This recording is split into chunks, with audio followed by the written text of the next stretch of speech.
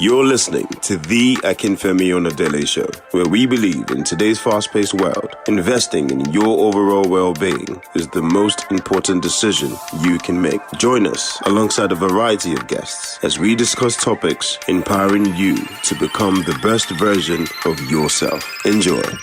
Welcome to the Akinfemi Nnadi Show, aka TAOS.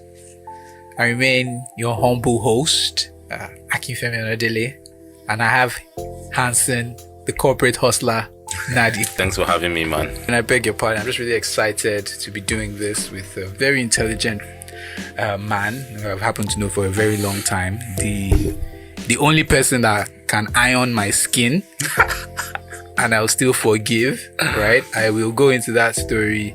Should I go into that story now? The time where you ironed me in secondary school, like never go into that story. I should never go into that. How about that? Yeah. But you know what?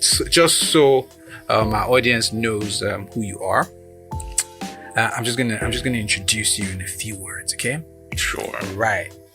So Hanson and Nnadi, if you ever want to learn about marketing and how to use the internet to grow your business, Hanson Nnadi is the go-to guy for all things product growth, business growth, and digital marketing. Hanson has gained invaluable insight from his wealth of experience as a serial tech entrepreneur.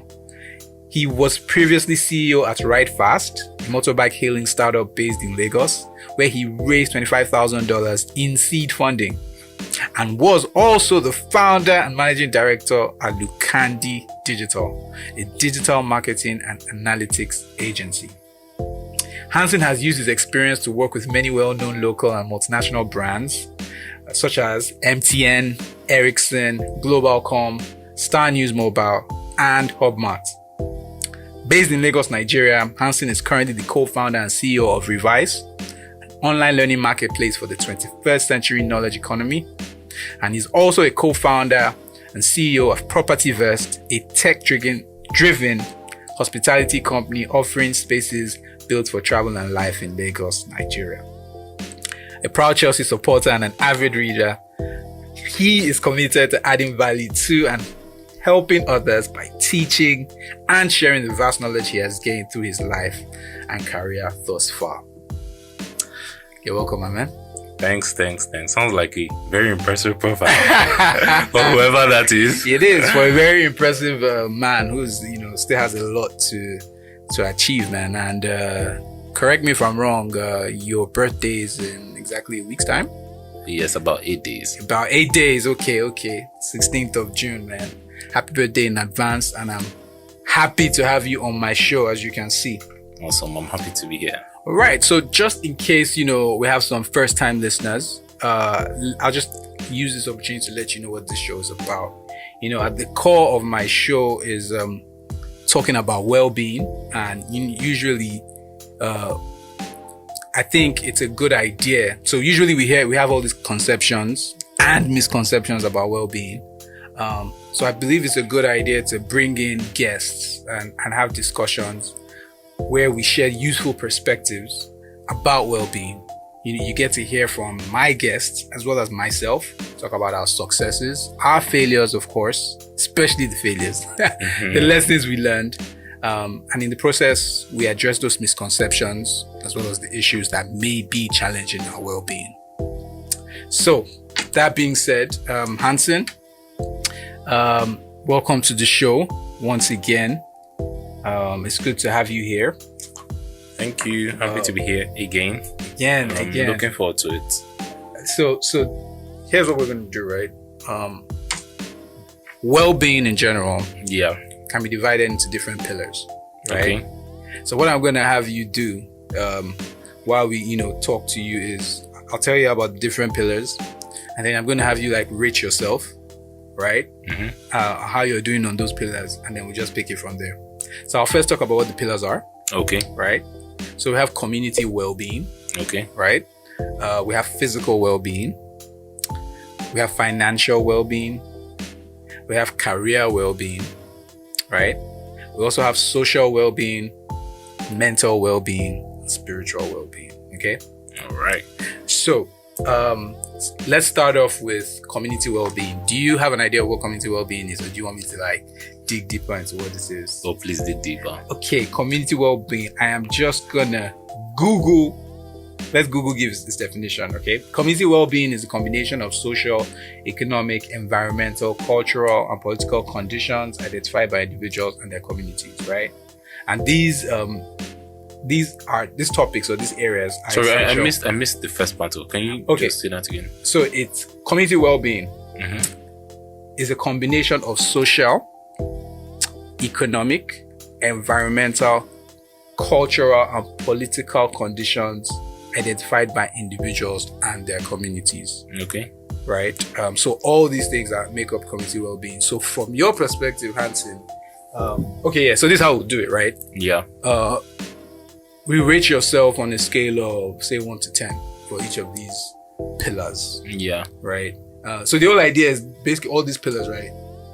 So it's also score high on everything. Yeah. And that means like your overall well-being is really high. Yeah. But we're going to find that obviously you're doing better in some areas than in others. And we're going to obviously ask questions around that and just really have a fantastic conversation. Yeah. So starting with community well-being on a scale of 1 to 10, what would you rate yourself? I think maybe we should.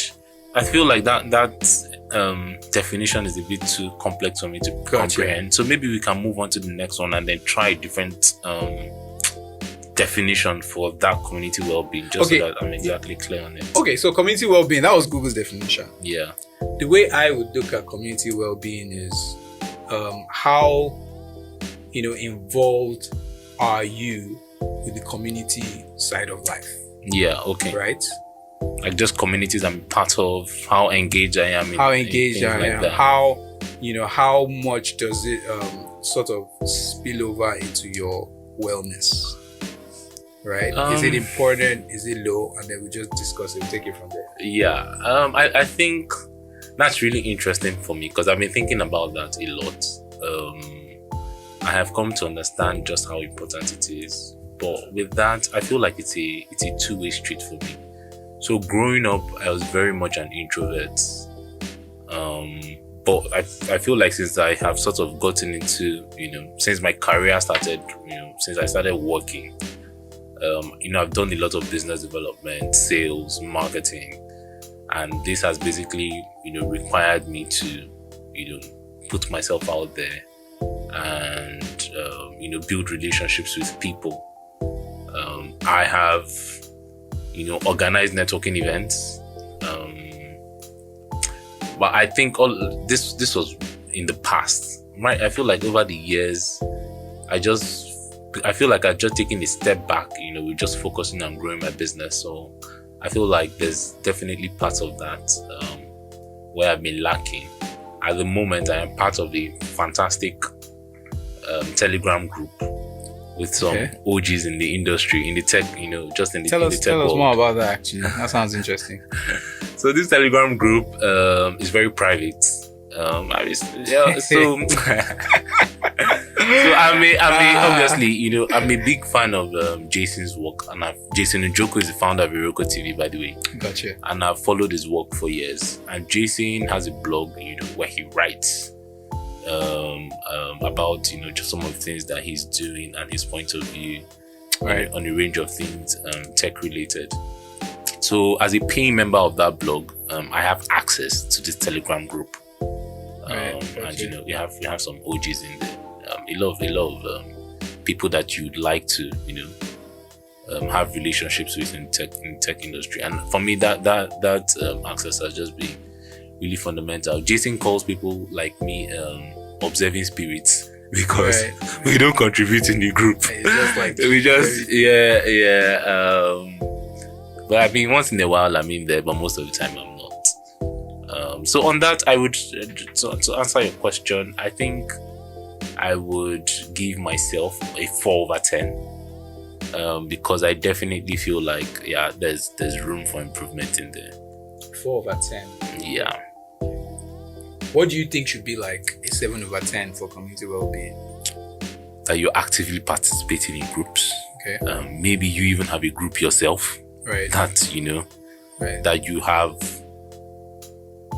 you have started and gotten other people into those groups. Okay, that's what I think would help anybody any good score on that. Okay, so why don't there's an intersection. So where there's community well-being and there's social well-being. Yeah. And I think where they intersect is like social media, for instance. Okay. So what are your views on social media? Maybe how important is it to you in your lifestyle? I mean, I have a marketing background, so right. Social media is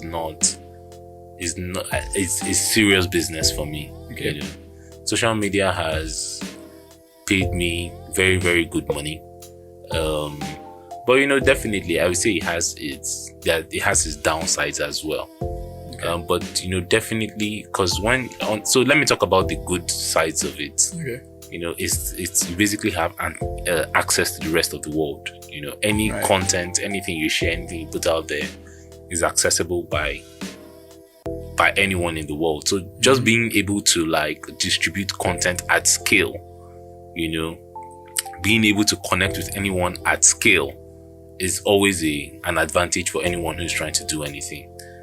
But I would say on the other side, there's people who have sort of gotten carried away with that. Right. It has affected their self-esteem, maybe because they look at their friends, family, colleagues, and they feel, this person is my mate and they are doing better than me, and this person has bought a car at my age. I've not bought my first car. So that's the part that we have a problem. Yeah. So definitely there's that. Have you ever sort of felt that pressure from social media that we just spoke about? Oh yeah, definitely. Because when I look at my friends that I went to school with, and I feel like everyone, there will always be, Bill Gates has that popular quote that says, there are always people who are doing better than you, and there are people that you are doing better than. So that you shouldn't actually compare yourself with other people. So that's really important. I think you could easily get carried away comparing yourself. You could say, oh, this person is my classmate, let's go together. Look at what this my guy is doing. Yeah. But at the end of the day, I think it's wrong to do that. So very quickly, I don't dwell on it. Yeah. I'm not the type of person to dwell on thoughts like that. It might cross my mind once, but I quickly call myself back to order. So that's good. You just naturally know how not to dwell. Yeah. Okay, that's good. You're talking about Jason Njoku. Yeah. Talking about Bill Gates. You're talking about quotes, but talking to you earlier, you also gave a very wise quote. Yeah. I don't know if you remember. And what quote is that, please? Okay, so the quote was, obviously I can't remember the exact words, but I'll give my best. You said something like, a wise thing or a very foolish thing to do is not to brush your teeth and wear a face mask. Oh man, that's funny. I feel like this is just like contemporary wisdom at its finest. And your delivery was just so spot on, because at the point I was wearing my face mask. But you had brushed your teeth. I had brushed my teeth, but it's just like a very foolish thing to do. It's kind of suicidal. Yeah. It's pure suicide, right? Yeah, okay, thanks for that. So let's move on to physical well-being. Okay. So does that mean I've answered the question on social well-being as well? No. We're still going to come to social well-being. Okay. Because I said that was an intersection, right? So we'll come later on.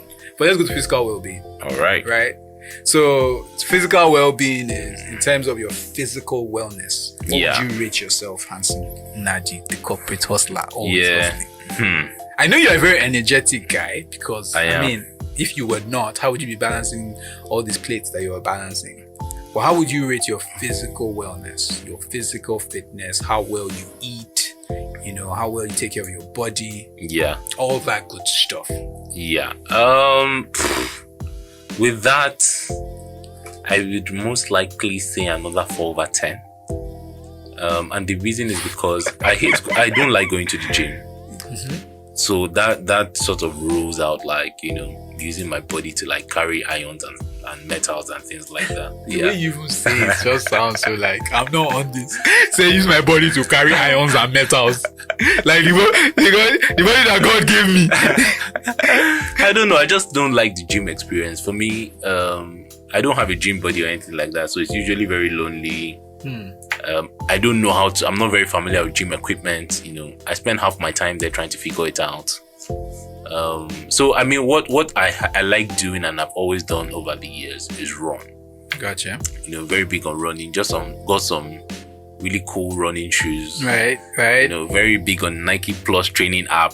Right. Me and my cousin, I don't know if he knows this or they know this because his sister is also on there as well. Right. But I'm always secretly competing with them, to see who's doing the most miles in a month. By the way, this might be the perfect opportunity to tell them that I'll be cheating. How sometimes. Sometimes I'm walking, but the miles are still counting. So, I would say maybe that's about 5% of the whole thing. 4/10. Yeah, but even with running, I haven't really been running a lot. I try to eat healthy as well. Not really sure that I have been very consistent with doing that right. But I would say these are two things. So I do try to run and I do try to eat right. But I feel like there's massive room for improvement. I haven't really been running, by the way, since the news about kidnapping. Kidnapping people in Lagos, Nigeria. Yo, I can resonate with that, man. But everybody used to like to go and flex on the gym. Right? Exactly. On the bridge. Yeah. Right, and now it's just like, bro, to get compound. You might find yourself flexing in some unknown forest. Like, so you just have to. Yeah, so might be ideal to invest in a treadmill or stuff like that, Yeah, I'm a big fan of like workout videos on YouTube. Yeah, I've tried that. I think you introduced me to that. Right, how'd that go for you? I like just short ones. I find that I can keep to those. Yeah. So that is actually what has been top of my mind. Right.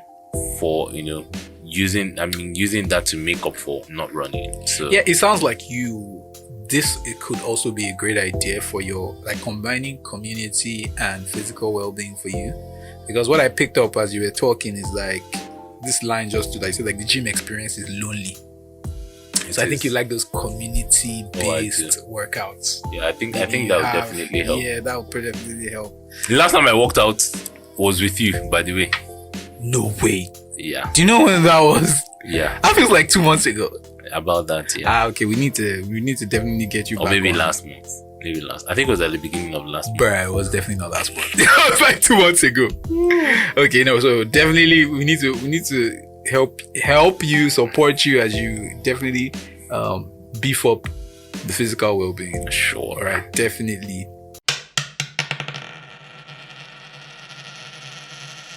I've got a question for you, my dear listener.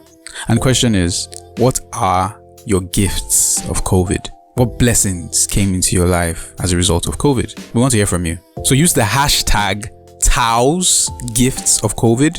That is hashtag TAOS gifts of COVID to send us a message in our comments. We look forward to hearing from you.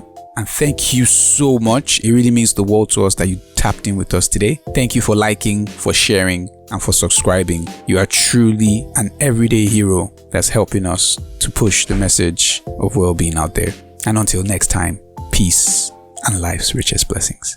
Thanks for listening to the Akinfemi Onadele Show. Check out www.akinfemionadele.com for more info, articles, and ideas about how to boost your well-being.